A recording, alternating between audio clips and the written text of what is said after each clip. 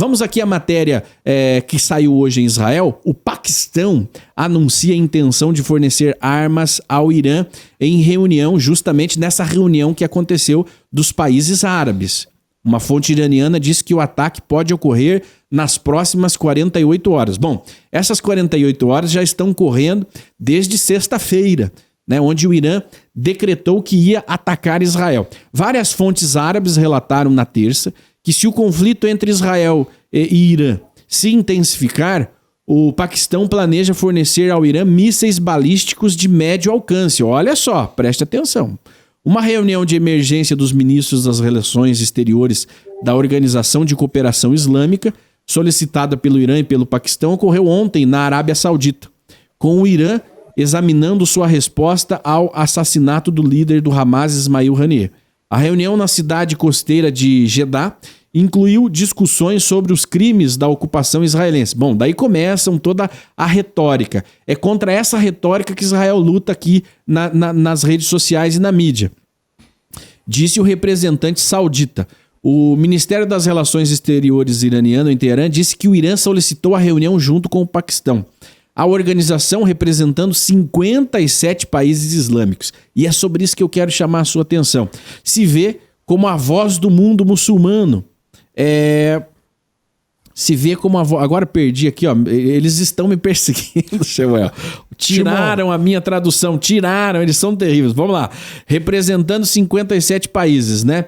Diferente da menor Liga Árabe. Ela também inclui países não árabes influentes, incluindo Irã, Paquistão e Turquia. Autoridades americanas disseram que desde o fim de semana tem observado o Irã movimentando lançadores de mísseis e conduzindo exercícios militares como parte dos preparativos de Teherã para um ataque contra Israel nos próximos dias, de acordo com o relatório publicado pelo The Wall Street Journal. Bom, tudo isso está se movimentando dentro do Irã e ali nesses países. Bom, já adiantando para você, alguns países dessa organização já disseram, ó, nós estamos de fora. Se for atacar Israel, não está autorizada o uso do nosso espaço aéreo. Aí eu quero trazer para você aqui, nós temos um mapa de Israel, um mapa do Oriente Médio, onde você coloca 54 países que estão ligados a essa organização, né? E você tem Israel. Coloca o mapa aí, ó. Coloca o mapa. Olha só, olha o tamanho que é Israel, e olha o tamanho desse mundo de países árabes, muçulmanos, islâmicos. Olha o mundo. Israel representa 0,0002% de território e de população, contra 98, alguma coisa por cento de árabes muçulmanos. Israel é uma micronação comparado com os seus vizinhos árabes. Israel precisa, primeiro, da ajuda divina, da ajuda do seu Deus, e depois da ajuda dos seus aliados, leia-se aí os americanos, os ingleses, entre outros países, como a própria Arábia Saudita. Bom, nós falamos nesse sentido porque trata-se de uma desproporção em que Israel está num estado de sítio, né? Nos moldes do que nós vimos nos conflitos de 67 e de 73. Não há espaço, não há tempo de que Israel possa se defender de um ataque coordenado como o que aconteceu nesses dois momentos. E essa movimentação ela continua como a tentativa do Irã mobilizar países de origem e de religião muçulmana para se unir a esse ataque, já que ele sentiu e percebeu toda a mobilização que o Ocidente está fazendo em espera a que tipo de ataque ele poderá fazer. Agora, Shimon, o que está acontecendo para fora dos redutos desse conflito, principalmente no Brasil e também em países ocidentais, são esse antissemitismo que passou de 1000%, isso não é uma brincadeira, 1000% de só aqui antissemitismo. No Brasil, né? Só aqui no Brasil cresceu isso e lá fora mais um tanto disso, né? Na França, por exemplo, os judeus têm apenas mais 10 anos. Segundo a própria comunidade judaica, mais 10 anos de vida lá na França antes que os judeus ou sejam todos assassinados, como fez Hitler, ou tenham que se converter à força, como aconteceu na Inquisição. Exatamente. Então, essas ocupações, esse antissemitismo, eu vou até pedir a opinião do Jean Roriz, que é um excelente em Relações Públicas de Belo Horizonte, Minas Gerais. Hoje está conosco aqui trazendo análise.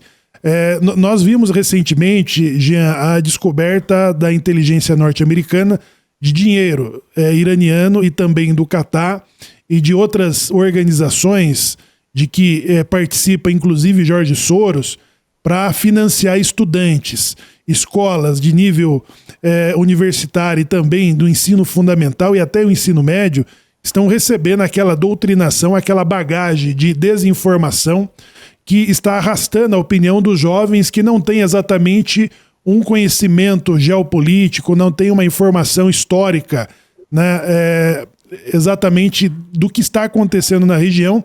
E isso tem feito com que movimentos e grupos estudantis, movimentos da sociedade organizada venham se mobilizar, como aconteceu nessa semana, um grande cartaz na Avenida Paulista que coloca uma frase que foi proibida em muitos países, que é a expulsão dos judeus do Jordão ao mar, ou seja, a eliminação e extermínio judaico, como não aconteceu na Segunda Guerra.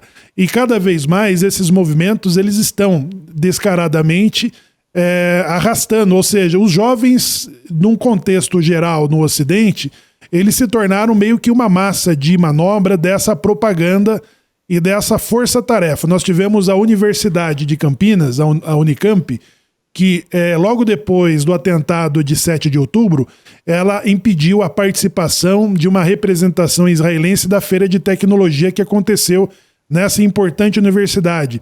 E agora, mais recentemente, um jornalista lança um livro com discurso de extermínio aos sionistas, né? Os sionistas não têm a possibilidade senão de ser varrido. Jean, o que se percebe em Minas, nesse grupo, nessa faixa etária de jovens ou dos movimentos, qual que é a sua percepção desse aumento só percebido em 1933 do antissemitismo? Olha, da live eu acho que esse é o tema mais polêmico de todos. Mas bora lá, vamos lá. Eu vou fazer com muito critério e um pouco assim, de respeito a todo mundo, não quero ofender ninguém que vai ouvir isso depois. Mas, vamos lá. Partindo da questão, não é um pressuposto, mas sim uma afirmação de que o ser humano ele é um animal, temos um comportamento de grupo, um comportamento de rebanho. Então, se você empurrar uma ovelha, que ela é líder num lago, para ela seguir, todos vão seguir o mesmo caminho, não importa, porque confiaram naquela ovelha, porque existe esse comportamento. Um efeito manada. Exatamente, é um efeito manada. E o que a gente percebe no Brasil, não só aqui em Minas, mas no Brasil como um todo, é um efeito manada de uma ideia. Tudo nesse mundo é construído por uma ideia, e existe essa ideia circulando hoje dessa frase que foi colocada aí num prédio da Palestina Livre. Mas os brasileiros em si, até por uma questão cultural, eles acreditam que é a libertação da Palestina sem guerra, mas não entendem muito bem o contexto que isso está sendo vendido, o que está sendo vendido por trás dessa ideia da Palestina Livre. E a Palestina Livre realmente é a Palestina sem Israel, é sem o Estado de Israel. No entanto, que o manifesto do Hamas é a não existência do Estado de Israel, eles são contra. A partir do momento que foi feito com leis internacionais a deliberação para que o Estado de Israel existisse, a Liga Árabe foi contra, embora tivesse nessa mesma resolução a questão da partilha do território. Ninguém em Israel, ou os que tenham bom senso, é contra a existência de uma etnia ou um povo, mas sim é a favor de uma coexistência pacífica entre ambos. E foi proposto um Estado para eles lá, uma partilha do território. E eles não quiseram. Por quê? Porque, segundo a questão da ideologia, podemos colocar assim, deles lá, do caso, quando você tem uma ocupação territorial, aquilo ali é seu para sempre. E a gente, historicamente, sabe que Israel foi feita uma diáspora e que os judeus foram espalhados por o mundo inteiro e ficaram ali a minoria depois da destruição do Segundo Templo pelo Império Romano. Então existe um fator histórico que é negligenciado até hoje. Os judeus se espalharam e por uma resolução e por uma providência divina houve uma criação do Estado de Israel lá na década de 40.